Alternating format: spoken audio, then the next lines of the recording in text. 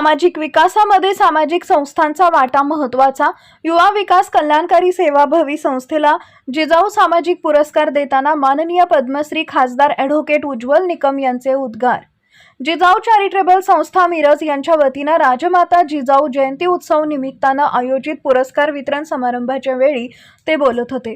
पुरस्कार देत असताना दोन्ही बाजूचा विचार व्हावा। सामाजिक संस्थांनी सामाजिक बांधिलकी जपत असताना आपण करत असलेल्या कार्यामुळे समाज उपयोगाबरोबर दुसरी असणारी बाजू सुद्धा महत्त्वाची आहे।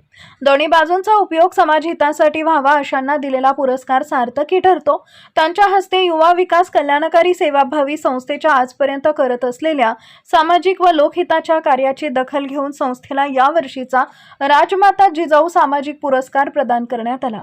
यावेळी कार्यक्रमाचे अध्यक्ष माननीय सभापती जितेश कदम, प्रमुख पाहुणे ज्येष्ठ संपादक व व्याख्याते वसंतराव भोसले यांनीही संस्थेला शुभेच्छा दिल्या।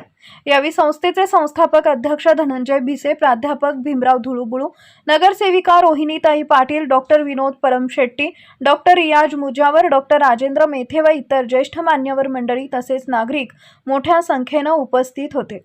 यावेळी संस्थेचे संस्थापक अध्यक्ष श्री युवराज शिंदे म्हणाले, राष्ट्रमाता जिजाऊ माँसाहेब यांच्या नावाने मिळालेला हा पुरस्कार खूप प्रेरणा देणारा व अभिमानास्पद आहे।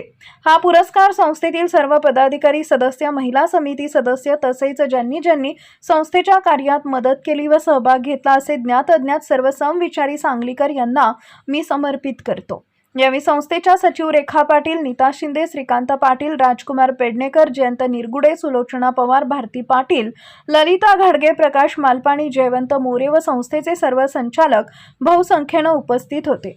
डॉक्टर श्रीकांत भोसले, उदय वार्ता न्यूज, मिरज तालुका प्रतिनिधी।